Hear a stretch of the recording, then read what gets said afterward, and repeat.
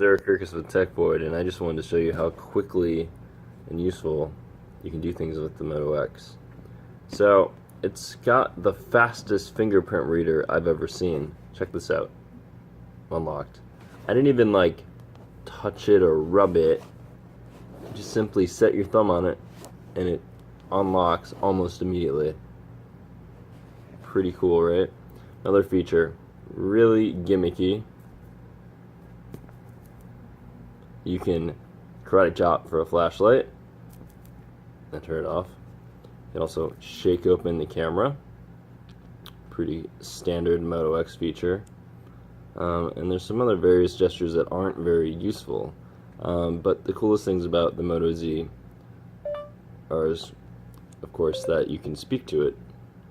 And the connectors here on the back, which allow Moto mods, and the USB-C charging, which is universal in terms of use with other devices. You can also it's also reversible, which is great because of micro USB. You always had to turn it over and over until you get the right spot if you weren't looking closely.